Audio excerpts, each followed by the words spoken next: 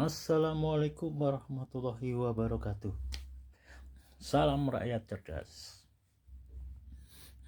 Baru-baru ini DPR RI mengesahkan RUU Kesehatan dan RUU Cipta Kerja menjadi Undang-Undang Kesehatan dan Undang-Undang Cipta Kerja.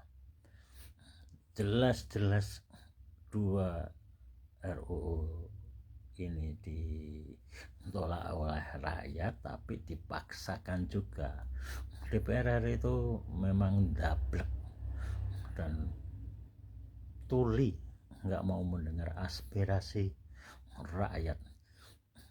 Undang-undang kesehatan itu jelas merugikan rakyat karena anggaran 5% untuk kesehatan, bidang kesehatan itu mau dihapuskan. Jelas ini merugikan rakyat. Kemudian dikomersilkan rumah sakit itu. Kemudian invasi dokter-dokter luar negeri datang ke Indonesia, otomatis kan bayarannya mahal. Padahal rakyat Indonesia itu butuh ya, biaya kesehatannya itu murah, layanannya bagus, ya kan, tidak berbelit-belit, ya kan, fasilitasnya juga bagus. Tapi sekarang bagaimana ini? Kenapa jadi undang-undang? Luar biasa. Kemudian yang kedua, jelas kemarin Undang-Undang Cipta Kerja juga merugikan buruh tenaga kerja Indonesia di seluruh daerah. Kenapa? Karena yang datang justru tenaga kerja asing berduyun-duyun masuk ke Indonesia. Dan baru-baru ini juga tenaga kerja kita itu dilecehkan sama Luhut Binsar Panjaitan dan Presiden Jokowi. Katanya kualitasnya nggak bagus dibandingkan tenaga kerja bule.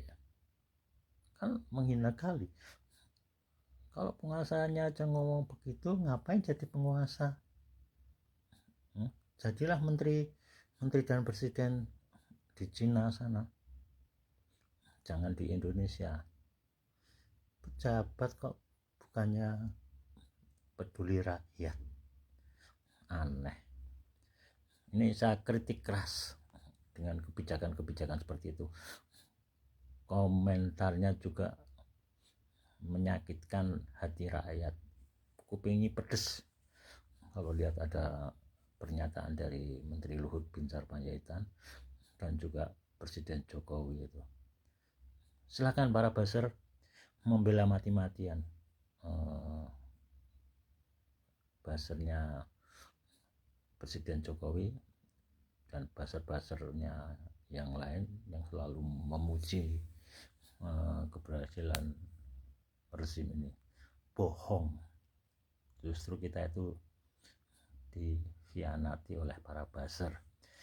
Gerombolannya Denny Sregar, Habib Gribo, kemudian siapa itu, Abu Janda, Ade, ya, itu termasuk juga kontennya TV Cokro itu menyesatkan. Itu nggak usah ditonton. Itu TV Cokro itu milik siapa? Nggak usah didengar. Itu rugi nonton TV Cokro. Itu kumpulannya orang-orang buzzer semua, ya. Itu pun dibiara pakai anggaran negara lagi, APBN. Aneh, nggak pernah tersentuh hukum, dilindungi sama backing-backingnya itu. Negara ini milik siapa sih? Jelas itu milik rakyat, ya kan?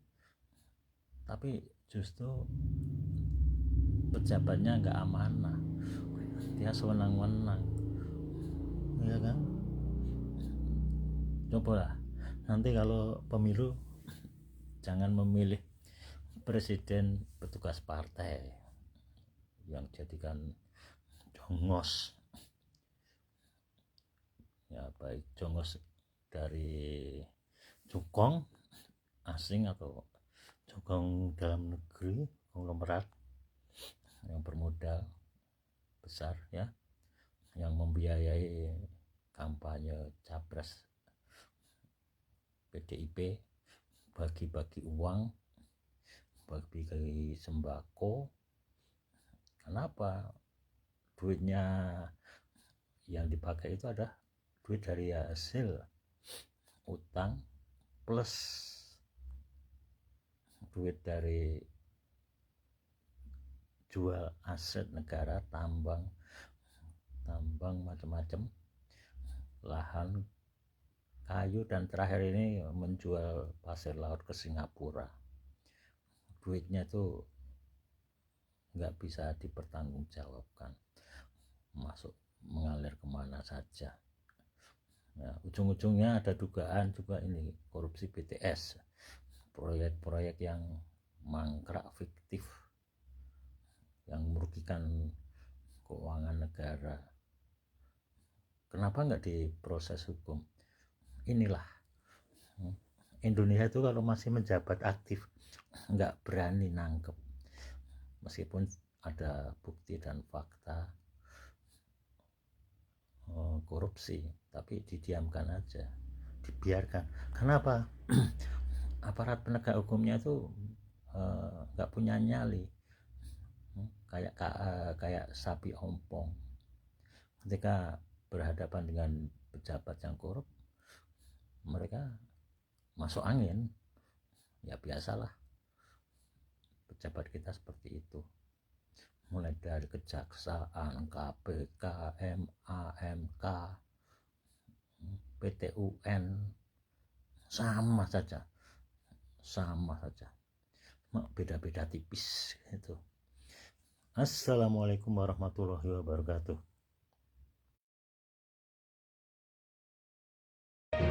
Jangan pernah turut campur dengan musuh yang sedang dalam proses bunuh diri. Ketika kita melihat penguasa sedang dalam keraguan, guncangan, terlalu banyak berpikir, bersikap membela diri dan merasa tidak tentram, penyebabnya bukan dari luar tetapi akibat dari dalam dirinya sendiri. Kondisi tersebut biasanya diikuti dengan munculnya perilaku penasaran, reaksi berlebihan, melakukan kesalahan yang memalukan, mengisolasi diri. Kekuatan perusak dari luar dirinya lebih mudah dikenali, tetapi faktor perusak dari dalam dirinya maupun dari teman tanpa disadari itu lebih samar dan berbahaya. Penasihat presiden atau orang dekat paling dipercaya tapi memiliki agenda buruk dan terselubung akan selalu tampil kooperatif, menyenangkan, patuh dan tampak setia. Namun pada saat bersamaan di balik layar mereka manipulatif dan licin. Mereka akan selalu menebar benih kehancuran ketika seorang presiden justru memiliki kelemahan pada kapasitas, kapabilitas, cacat karakter, emosi yang tidak stabil. Itu adalah sasaran empuk diintervensi, dikendalikan sesuai kepentingannya. Di sisi lain, penguasa yang memiliki banyak kelemahan justru akan selalu tampil menutupi kelemahannya dengan pencitraan, perilaku semu dan pura-pura tampil meyakinkan, menyenangkan untuk kedok belaka. Seseorang yang selalu membela diri cenderung menghalau orang lain, dan ketika dirinya tersinggung tidak segan-segan melakukan segala cara untuk memusnahkan lawan karena merasa dirinya terganggu. Taipan oligarki sangat fasih dalam permainan politiknya. Di hadapan presiden akan menyemburkan segala pujian, sikap menyenangkan tetapi akan berkhianat di balik layar. Semua hanya akan fokus pada kepentingannya. Mengetahui kondisi seperti itu, keadaan harus terus diawasi, sebab sang penguasa tersebut sesungguhnya sedang membuat lubangnya sendiri untuk bunuh diri. Mainkan strategi pembukuan, serangkaian strategi untuk menciptakan keheningan yang kikuk. Jangan banyak ekspresi dan bicara kepada yang sedang bunuh diri. Tunggu sampai mereka tumbang. Pesaing bijaksana selalu tampak melambangkan perilaku beradab, menyarungkan tubuh besi dalam sarung berlutru.